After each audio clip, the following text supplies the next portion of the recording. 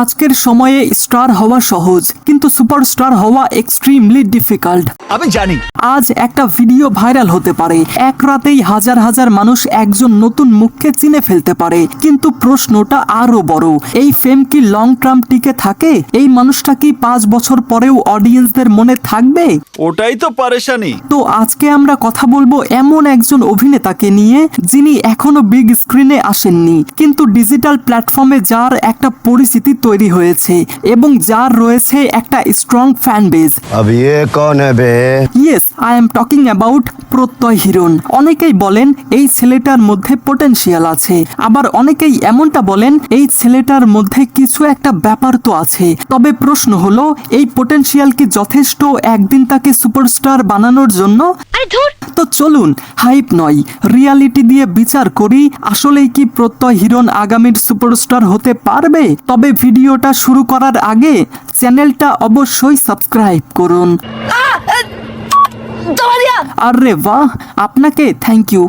Well, প্রত্যয় হিরণের জার্নিটা শুরু হয়েছে অনলাইন প্ল্যাটফর্ম ইউটিউব থেকে, লাইক নাটক, ফানি ভিডিও এবং ওয়েব কন্টেন্ট থেকে। তিনি কোনো বড় সিনেমার ফিল্ম ব্যাকগ্রাউন্ড থেকে আসেননি, এমনকি বড় কোনো কমার্শিয়াল সিনেমা দিয়েও তার যাত্রা শুরু হয়নি। তিনি খুব স্লো অ্যান্ড স্টেডি ভাবে ছোট কাজের মধ্য দিয়েই অডিয়েন্সদের নজরে আসেন। তার অ্যাক্টিং এর সব থেকে ভালো দিক হলো তিনি কখনোই ওভার অ্যাক্টিং করেন না, লাইক তার সংলাপ বলা, চোখের এক্সপ্রেশন অথবা বডি ল্যাঙ্গুয়েজ সবকিছুই বেশ ন্যাচারাল লাগে। এই ন্যাচারাল পারফরমেন্সটাই তাকে তরুণ অডিয়েন্সদের কাছে রিলেটেবল করেছে। আজকের ডিজিটাল এরাতে এটা খুব বড় একটা অ্যাডভান্টেজ, কারণ দেখুন অডিয়েন্স এখন অনেক বেশি স্মার্ট আর অনেক বেশি শার্প। তাদের কাছে কোনো অ্যাক্টিং যদি ফেক মনে হয়, তারা ইনস্ট্যান্টলি সেই ভিডিও স্কিপ করে দেয়। তবে প্রত্যয় হিরণের ক্ষেত্রে দেখা যায় মানুষ তার ভিডিও পুরোটা দেখে এবং তার ভিডিও দেখে রিয়্যাক্ট করে, কমেন্ট করে এবং শেয়ার করে। তো এটা ক্লিয়ারলি বোঝায় তার একটা স্ক্রিন প্রেজেন্স আছে এবং ক্যামেরা তাকে ভালোভাবে ক্যাপচার করে। কিন্তু সুপারস্টার হওয়ার গল্প এখানেই কিন্তু শেষ হয় না। আসল চ্যালেঞ্জ শুরু হয় বিগ স্ক্রিন থেকে। মোবাইল স্ক্রিন আর সিনেমা হল, এই দুইটা কমপ্লিটলি আলাদা দুনিয়া। দেখুন, ইউটিউবে 1 লাখ ভিউ পাওয়া আর সিনেমা হলে 1000 মানুষকে টেনে নিয়ে আসা, এই দুইটার মধ্যে আকাশ পাতাল তফাৎ আছে। প্রত্যয় হিরণ এখনো সেই বিগ স্ক্রিন টেস্টের ভেতর দিয়ে যাননি। থিয়েটার অডিয়েন্স তাকে অ্যাকসেপ্ট করবে কিনা, এটাই এখন সব থেকে বড় কোশ্চেন মার্ক। কথাটা স্পষ্ট হলো না। আরেকটা ইম্পর্টেন্ট বিষয় হলো অডিয়েন্স হ্যাবিট। দেখুন, মানুষ যখন কাউকে বারবার ছোট নাটক বা ছোট গল্পের ভিডিওতে দেখে, তখন তার একটা ফিক্সড ইমেজ তৈরি হয়ে যায়। পরে সেই অভিনেতা যদি বড় পর্দায় একেবারে অন্য ধরনের রোল করেন, তখন অডিয়েন্সদের বড় একটা অংশ তাকে অ্যাকসেপ্ট করতে সময় নেয়। তা ঠিক।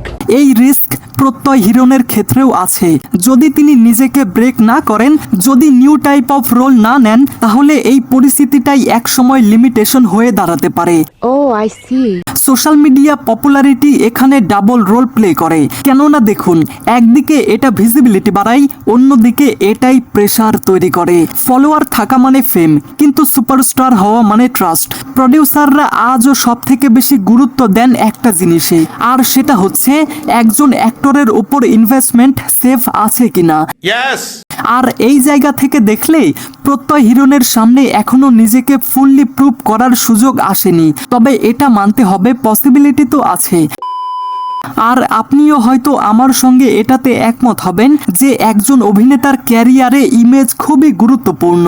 শুধু ক্যামেরার সামনে ভালো পারফরমেন্স দিলেই হবে না, ক্যামেরার বাইরে তার বিহেভিয়ার এবং ডিসিশনও ইকুয়ালি ইম্পর্টেন্ট।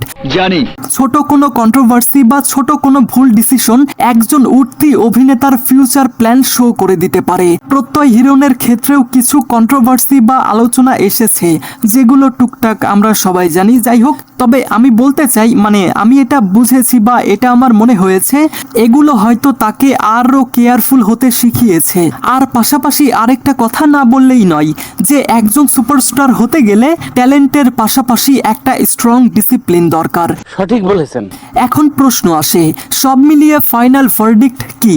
তো সত্যিটা হলো প্রত্যয় হিরণের মধ্যে মধ্যে পটেনশিয়াল আছে এটা আমি মানি, আর আপনারা হয়তো মানেন। তিনি ক্যামেরা ফ্রেন্ডলি, ন্যাচারাল অ্যাক্টর এবং সব থেকে বড় কথা তিনি বর্তমান অডিয়েন্সদের সঙ্গে কানেক্ট করতে পারেন। কিন্তু একটা কথা মনে রাখবেন, পটেনশিয়াল আর সাকসেসের মাঝখানে একটা লং জার্নি থাকে, আর সেই জার্নি পার করতে হলে রাইট চয়েস, পেশেন্স এবং টাইমের সঙ্গে নিজেকে ইমপ্রুভ করার মাইন্ডসেট থাকতে হবে।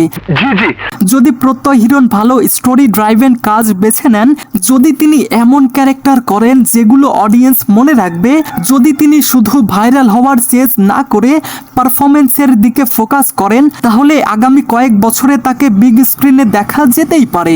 भाई साहब कुछ ज्यादा नहीं हो गया ये? मतलब कुछ भी। সুপারস্টার হওয়া ওভারনাইট হয় না, কিন্তু স্ট্রং অ্যাক্টর হওয়া অ্যাবসলিউটলি পসিবল। তো শেষ কথা একটাই, প্রত্যয় হিরণ এখনো সুপারস্টার নন, কিন্তু এটাও মনে রাখতে হবে তার স্টোরি এখনো আনফিনিশড। চুপ, এ বিষয়ে আর একটা কথা হবে না। তো গাইস, এই সমস্ত কিছু জানার পর এই বিষয়ে আপনার কি মতামত, এবং আপনারও কি মনে হয় প্রত্যয় হিরণ আগামীর সুপারস্টার? আপনাদের যে কোনো মতামত কমেন্টে জানাতে ভুলবেন না যেন। ঠিক আছে, তুমি যাও। আজকের মতো ডিসকাশন এখানেই শেষ। ধন্যবাদ।